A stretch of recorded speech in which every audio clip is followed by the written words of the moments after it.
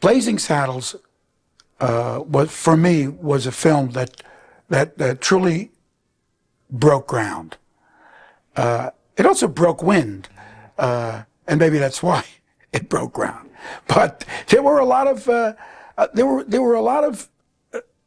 avant-garde conceptions in that movie. I wrote a script, first draft, 1971.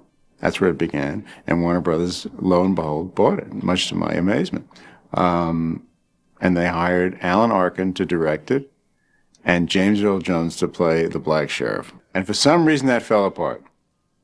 So they said, how about Mel Brooks? I said, Mel Brooks? Esky mad, he's one of my heroes. They sent the script to Mel, and he read it, liked it. We talked a little bit about it. And Warner Brothers gave him carte blanche. What in the hell do you think you're doing here? This is a closed set. Piss on you. I'm working for Mel Brooks. Not in the face. So Mel decided he wanted to direct it, but he wanted to rewrite it, and he wanted to make it. He called me up and said, I want to make this a parody of every Western you've ever seen. Usually you throw out the original writer, always. You just get him off the set. You get rid of him because he's trouble. He's a lot of trouble. I like Bergman. I like what his concept was very basic. His concept was play 1874 in 1974. I said, okay, great. We can do that. It's 1974 in 1874 is what it is. You know, you have Eldridge Cleaver riding into town on a pony, and you make the joke with the Gucci bags and that he's hip, and that's it. You take it for granted. You don't examine it. I wanted Richard Pryor to play the lead, but I said, wait a minute, Richard's smart. Maybe we'll make Richard. He was only a nightclub comic then. Nobody knew him.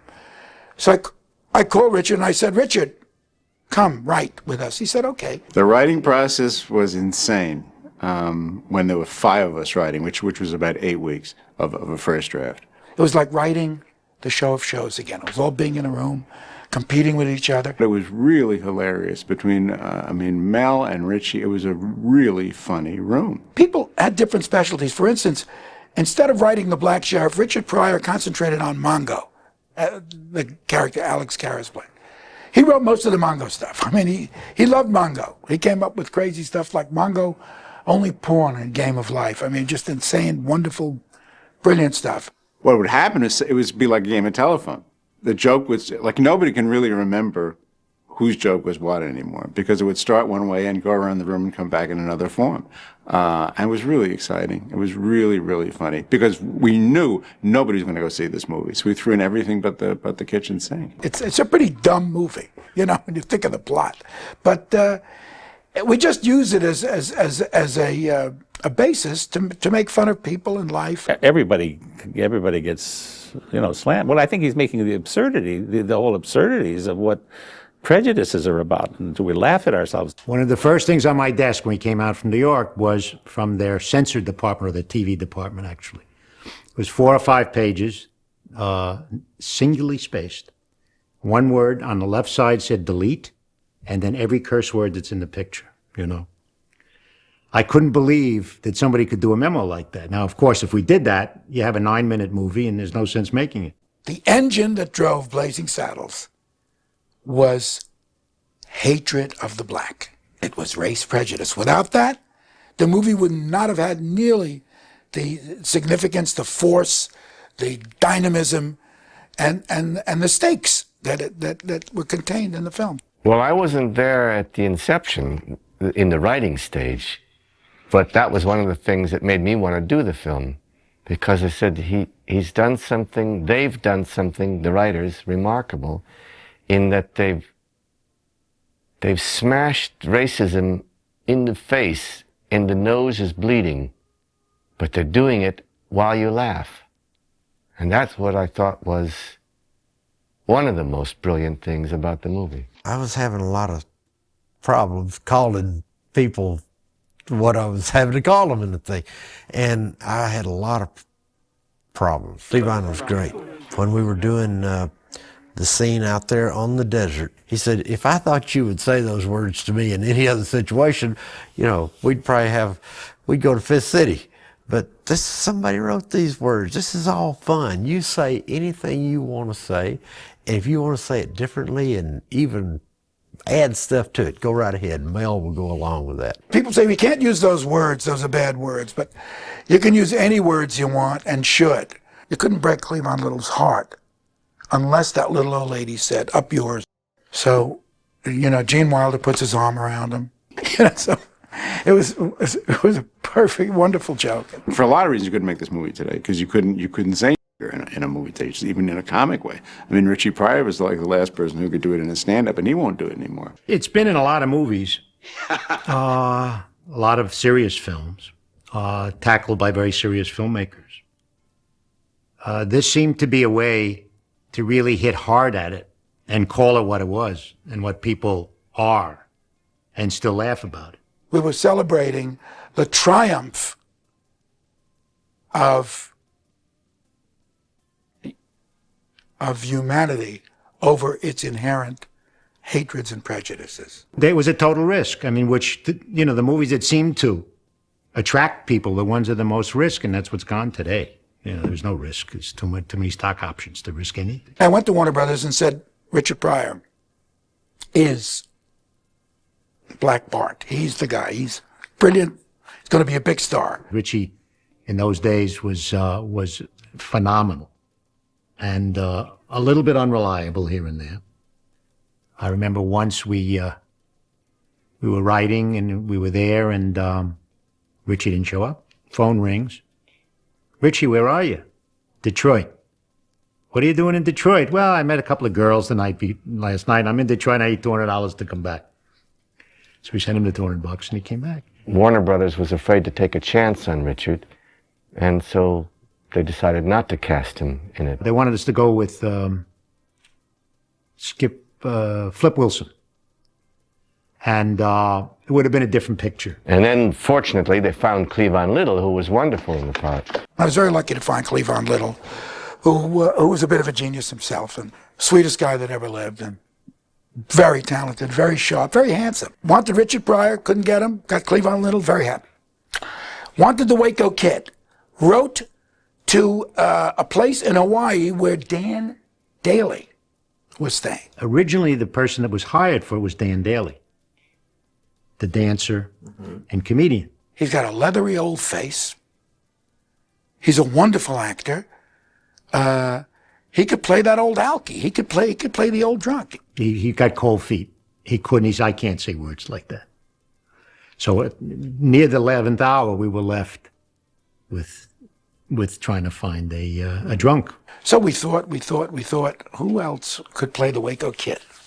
I wanted a leathery-faced guy, an older guy, and a guy who maybe had at one point in his life an affair with the bottle. An old alky would be perfect for it. We flirted a little bit with Gig Young, and Gig was going through a few problems at that moment. So Mel turned to Gene, who had done the producers with him. And Gene basically did as a favor to him. First of all, Mel and I were talking about Young Frankenstein at the very earliest stage. And he showed me a script called Black Bart. It wasn't called Blazing Saddles, and it was called Black Bart.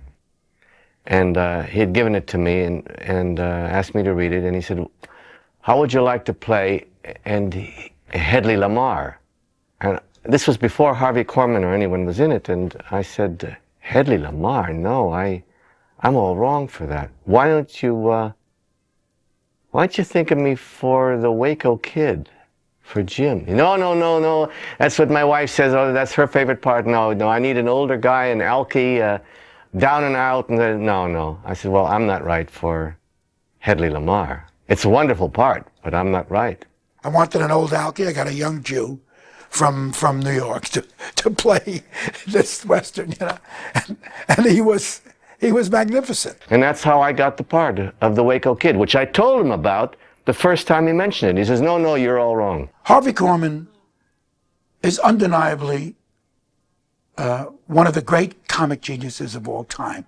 film geniuses. He could do anything. I had heard that he had asked Carl Reiner. I know I wasn't the first choice. I'm never the first choice on anybody's list.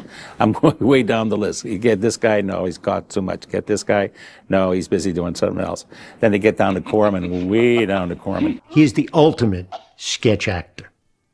And playing Hedley DeMar, he heightened all the rest of the stuff because he can come up with stuff, and especially in the scenes with Mel. My one regret is that the first day of shooting was a scene where I'm in the office and he's signing, I'm trying to get him to sign something, and there's a whole thing with a paddle. And I was working too. That was the first day, and I felt like I had to work too hard, like I had to prove myself that I was really going to be okay in this part. And I did a little too much, and I improvised a little too much, and I made some lines that were kept, which I wasn't that happy or that proud of. I wish I could have taken the first day over again and just sort of eased into it. He loved working with me so much that he laughed on every take, so it was very difficult to get that. Normally, he doesn't laugh. He could hold it in. It was such great fun. It was a fun set. Mel insists that there is a fun set. You can't do a comedy without. I've been in comedies where the set is stressed and people are worried about this, or there's egos going on and temperament and all that stuff. You can't have that on a comedy set, at least as far as I'm concerned. So it's always fun. It's great. There's an improvisatory. People are jumping in with ideas. Try this. Let's do it. This was indeed one of those kind of pictures. Harvey knew what was going on. Gene knew what was going on. And Mel knew what was going on. That's about it. But the rest of us, we were just kind of saying, what in the world is this? You know, we couldn't. You can read a script, but you can't put it all together and then do it in pieces and think it's going to be anything. We thought, this is crazy. If you get together and everybody likes each other and helps each other and is comfortable with each other and wants to support each other, it works. He made the lieutenant governor, Hedley Lamar. By the way, Hedley Lamar sued us. And they said, what do we do? Should we go to court? I said, pay her. Give her whatever she wants, you know. She's Hedley Lamar. She's given us, you know, she was in the Casbah with Charles Boyer. I mean, we loved her so much. Pay her some money. To this day, I'll be walking around, somebody go, Heddy. I go, Hedley. People still remember that. It's amazing. Slim brought such history to the picture. I mean, it was a bunch of New York Jews doing this movie, you know, a Western. And there's Slim Pickens, who's Mr. West. I mean, he's such a Westerner that when we were shooting the outdoor stuff up in, I think, Lancaster or Palmdale, he had his Winnebago and his rifle, his Winchester. And when we came into the motel at night, he stayed out there. He and his dog and his campfire, his beans and his rifle. I said, Slim, you've made 100,000 movies, you know? Give me some advice. He'd say, whenever you get a chance, Mel, sit down. I said, sit down? That's your advice? I'm asking Orson Welles how you make Citizen Kane. He says, sit down. But he was right, because you can become exhausted, you know. Slim did not have words of wisdom. Yeah, they were wise, but they were not words of how to act, how to hold your head, how to hold your hands, where to look. His words were, do what feels natural to you. Say it the way you want to say it. If they're going to buy you, just like they're going to buy me, that'd be Slim talk. Just like they're going to buy it the way we talk. And boy, it worked for him. It's worked for me. We were eating lunch at Warner Brothers Commissary, and John Wayne was sitting next to us. And I mean, it's John Wayne. I mean, so John Wayne looks over to Mel and he says, I hear you doing a Western with you. You say, blow it out your ass. Mel says, yeah, that's right, John. And Mel says, and I'd like you to be in it. He says, oh, I can't be in a Western like that, but I'll be the first one to see it. I did a lot of dirty, crazy things and got them into the movie. The one thing Warner Brothers would not let me put in was a very good joke, really a good joke. A little dirty, a little risque, but really a good joke. They're in the dark. Cleavon, Little, and Madeline Kahn, Black Bart, and Lily von Stupper in the dark. And they're obviously making love. Oh. And then you hear Cleavon Little say, I hate to disappoint you, ma'am, but you're sucking on my arm. So, good. The crew loved it. You know, it was one of the big we saw dailies. I mean, it was one of the biggest laughs in the picture. But Warner Brothers said, that's over the limit, so. Madeline, God bless her, was the most talented, craziest, most inventive person on that picture. I mean, she had a fit just looking at herself in that costume.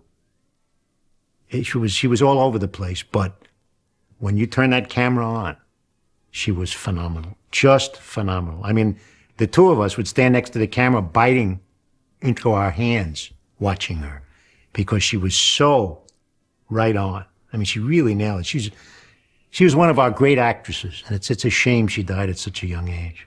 She was up for an Academy Award for that, which was practically unheard of, certainly very unusual in those days. Even today, to be up for an Academy Award for a comedy performance, she was truly brilliant in that. I think I would say that Madeline Kahn was the most talented actress I've ever worked with.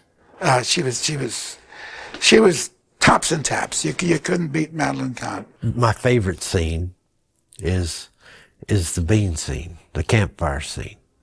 And I think it's a lot of people's favorite scene. And I got to start it. Mel Brooks said, "I'm going to make you famous today." I said, "Why?" And he said, "Well, you read the script. You're going to be the first one, and you are going to be the first person in major motion picture history to do that." I said, "Oh my gosh, they won't let me go back to the fire department if I do that," because I didn't know if this was going to work, And he said, "Because of this, you won't have to go back to the fire department." And he was right. Cowboys swill black coffee and eat unconscionable amounts of beans on these tin plates. Ever since I was 4 years old, that's all they do. They sit around a campfire, they eat a lot of beans, and they drink a lot of black coffee. But we figured out, you eat that many beans and you have a lot of black coffee, you're not going to be good company in about 20 minutes, An hour later, that place is going to be unlivable, So we just threw it right into the movie, It was part of our, discovering the West, the true West. Mel always says when he mixed the scene, the campfire scene, they kept saying, "You can't do it that loud." And he said, no, trust me, it's got to be that loud. And it was true, because after the first guy breaks wind, you don't hear anything anyhow in an audience. All you heard were people screaming, because it was the surprise, it was the shock of it that anybody had the audacity to do that in a movie. You should see it on television where they have to take all the sound out. It looks like a choreographed ballet of cowboys getting up from where they were sitting at a campfire and sitting down again. There will never, ever be another Blazing Saddles, ever. And when I say it, I'm sitting there, I get chills talking about that, because there is nobody that I have ever met who has ever seen Blazing Saddles and is a Blazing Saddles fan that picture can be topped by any other picture. None. This is the finest comedy ever done. Mel Brooks, you did a good job. If it came out today, I think it would be the same. I don't think people would say, "Oh, it's cute, an old-fashioned film." I don't think they'd say that at all. It's still a modern film, and I think it always will be, which makes it a classic. I think it will live forever. It was outrageous. I think it paved the way for other more outrageous pictures to come along. Sort of gave courage to a lot of filmmakers to go, "Hey, anything goes." Saddles is one of the few comedies that is not only long-lasting for audiences, but it keeps throwing off money to the people who made it in the first place. And I tell everybody that I'm living in the house that farts built. Blazing Saddles was one of a kind. I mean, it'll stand for all times as a monumental American film comedy.